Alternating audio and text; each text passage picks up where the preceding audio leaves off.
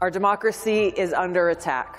The perpetrators of this attack are those who, in the name of saving our democracy, are destroying it. I don't use these words lightly. I can't think of a single one who could not only withstand all that they are throwing at Donald Trump without crumbling, but someone who would actually choose to keep fighting against the entire Washington establishment. I've known Joe Biden for a long time. I used to consider him a friend. Do you think he could handle this pressure? I don't think so. Now, if you listen to what Nikki Haley has been saying, she claims that President Trump only cares about himself and that he's doing all that he's doing only for himself. If that were the case, wouldn't he just walk away from all this?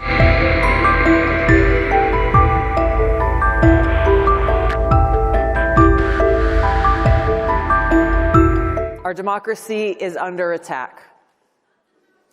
The perpetrators of this attack are those who, in the name of saving our democracy, are destroying it. I don't use these words lightly. Every one of us who loves this country and who cherishes peace and freedom should be very alarmed by those who, driven by their insatiable hunger for power, are actively undermining all that we stand for. And almost every single day, if you're paying attention to the news and the headlines, there is some new assault and some new attack.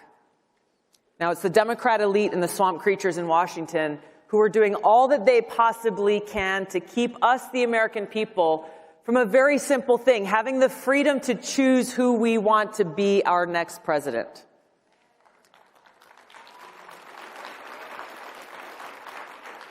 And it is clear through their actions they have no respect for us, and they have no respect for our fundamental rights as citizens of this democratic republic.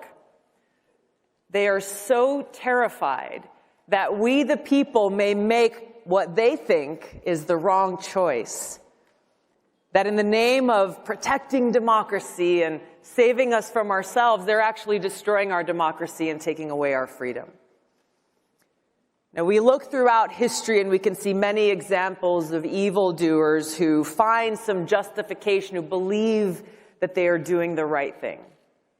And so today we see the Democrat elite say with great concern in their voice that if the American people elect Donald Trump again, they warn us he will destroy our democracy. They say he will be the dictator in chief, that if he's elected, it will be the last election this country sees.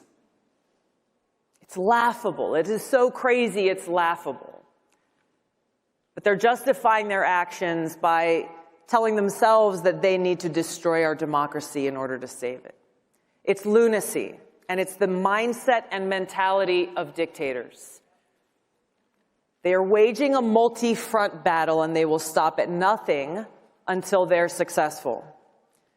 I'm going to go through a few of the many examples. We've seen how Colorado, Maine, 32 states have taken some action or another themselves in an unprecedented way to try to remove the leading Republican candidate for president, Donald J. Trump, from the presidential ballots. In defiance of the Constitution, these people are single-handedly deciding that somehow they alone have the authority to take away our right as citizens to decide who we want to be our president. We see in Congress, a progressive congressman, Ro Khanna from California, someone who I've known for years. He is so desperate to take Trump off the ballot that he's demanding that the chairman of the Federal Reserve, a position that's supposed to be nonpartisan and apolitical, take action and intervene to stop the former president from getting reelected. On December 27th of last year, Representative Khanna said in a post on X that Federal Reserve Chair Jerome Powell, quote, should cut interest rates now, given most of inflation was caused by supply shocks. If he doesn't, he may be the person most responsible for the return of Trump. The Democrat elite and their cronies, they're using our criminal justice system to prosecute and distract the Republican presidential candidate in the midst of his campaign. As we know, Donald Trump currently faces 91 charges in 4 criminal cases, 44 on the federal side, 47 on the state side, all felonies. This most recent ruling in New York, the real estate case, charging him a $355 million fine plus nearly $100 million in interest for a business transaction where there was no victim or complaint, where all parties made money. So egregious that even people who are not fans of Donald Trump are standing up and saying this is crazy and criticizing this judge's decision that from the very beginning has been a very clearly politically motivated hit job.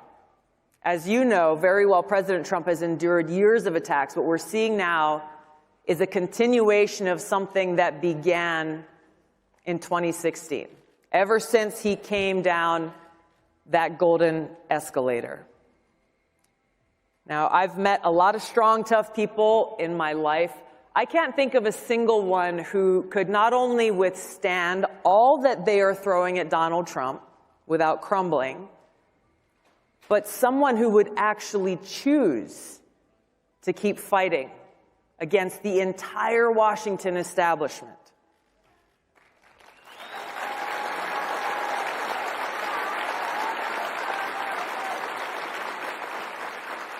Now, I've known Joe Biden for a long time. I used to consider him a friend. Do you think he could handle this pressure?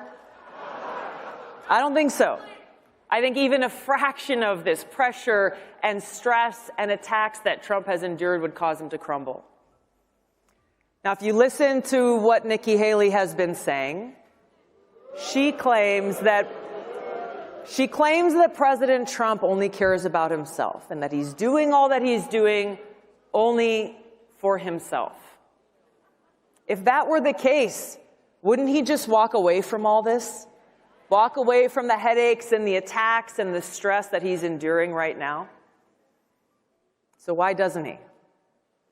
I've had the chance to meet with him and speak with him at length, and I've seen firsthand his heartfelt interactions with friends of mine, veterans, and I've seen how he has touched their hearts and moved them to tears as he expressed his appreciation for their service and their sacrifice. No cameras, no crowds, just that heartfelt conveyance of appreciation.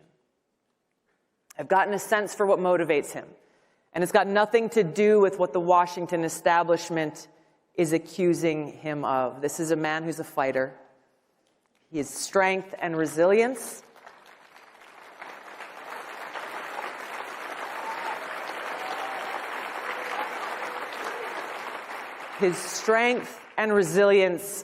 can only come from one place. His ability to endure this hardship can only come from one place, and that's a sincere love and concern for the future of our country and his care for the American people.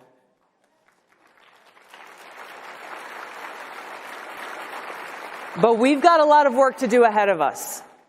Now is the time for us to act motivated by our love of country. We've got to take all the outrage and sadness and fear that we may feel, caused by those in power who have no care or respect for the will of the people, take all of those feelings and let that motivate us to take action, to find strength in knowing that they are doing what they're doing because they're afraid of us. That just like we see foreign dictators are afraid of democracy, the Democrat elite are so afraid of a free people and a free society, and the possibility that we, the American people, might make the wrong choice in this election by choosing someone other than them, they are doing all they can through the power of law enforcement, the criminal justice system, the national security state, doing all that they can to stop us from exercising our freedom. They forget that we, the people, are the ones with the power.